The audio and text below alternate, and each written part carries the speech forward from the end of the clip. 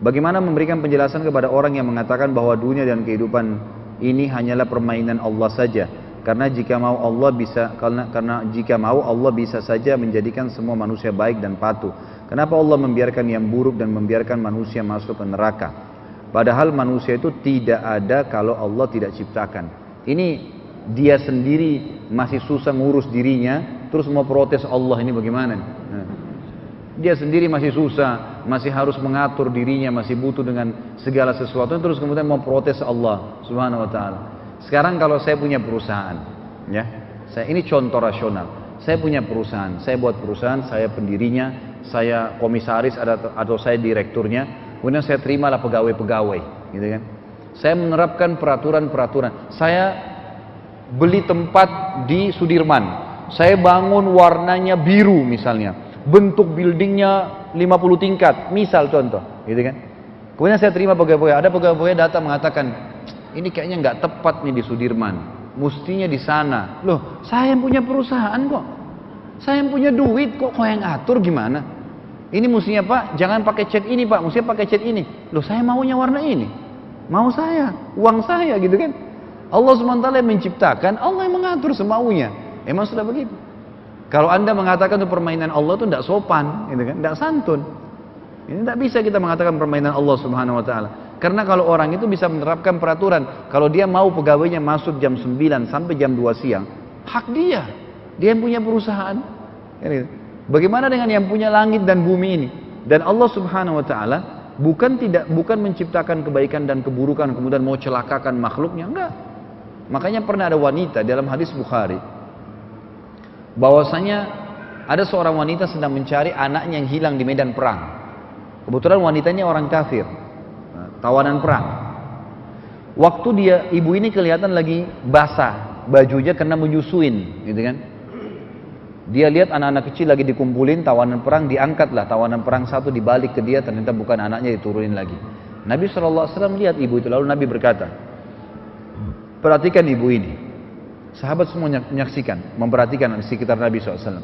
Ibu itu angkat anak, balik, bukan anak, diturunin lagi. Terus begitu sampai dengan debu bertebaran, dengan panasnya matahari.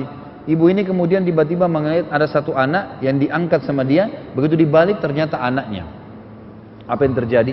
Ibu ini langsung memeluk anak tersebut, kemudian membuka bajunya dan menyusuinya di depan orang semua. Yang mungkin kalau ibu itu tidak terjadi tadi kejadian tadi, tidak berani, mungkin masih malu memperlihatkan dadanya ke orang lain. Tapi dia lakukan karena dia sudah tadi merasa anaknya sudah hilang nih, sampai lupa, gitu kan. Lalu apa yang terjadi? Kata Nabi SAW, kalian lihat bagaimana ibu itu pada anaknya? Kata sahabat, iya.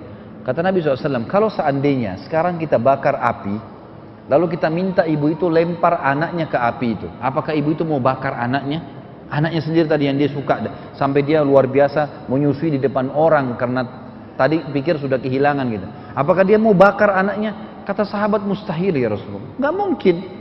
Kata Nabi SAW, demi zat yang ubun-ubunku dalam genggamannya, Tuhan kalian Allah lebih sayang kepada kalian daripada ibu itu kepada anaknya.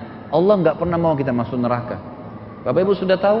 Dan fakta lapangan, kalau 70 tahun orang berbuat dosa sebagai orang yang beriman dan muslim, kita tahu hari pertama tahun 71 taubat nasuha, kemudian setelah taubat mati masuk surga, bersih 70 tahun kesalahannya.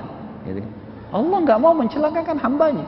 Bahkan kata Nabi SAW tentang neraka, wala yuhliku illa halik, nggak ada orang yang masukkan dirinya ke neraka, masuk ke neraka itu kecuali karena kesalahan dia sendiri udah. Karena biar detik terakhir dia sempat taubat, Allah masih ampuni. Dan ulama sudah sepakat mengatakan tidak ada manusia yang tidak datang sinyal hidayah padanya, nggak ada. Semua pasti. Contoh, siapapun berbuat dosa, berzina misalnya, mencuri, pasti dimulai dengan sifat rasa takut. Pasti ada rasa takutnya. Setelahnya pasti ada rasa menyesal, walaupun orang kafir. Rasa sumpek, suntuk, semua itu kata ulama sinyal dari Allah untuk dia kembali kepada Allah. Semuanya. Supaya takut. Dosa dimulai dengan ketakutan, diakhiri dengan penyesalan. Ibadah justru dimulai dengan keikhlasan dan diakhiri dengan kenikmatan. Orang kalau khusyuk merasa nikmat, merasa ada kenyamanan. Bapak Ibu kalau tidak nyaman tidak bakal duduk 2 jam di sini. Orang pasti akan punya kenyamanan tersendiri, kenikmatan tersendiri. Seperti itulah. Ya, Allahu a'lam.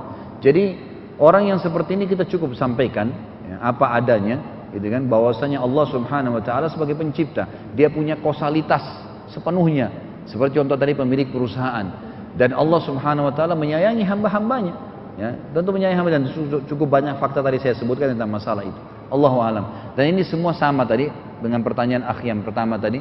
Ini semua karena teman-teman ini, semoga Allah berikan hidayah, sibuk membaca buku-buku orang ateis. Ini buku orang ateis, orang filosof, ini yang dibaca.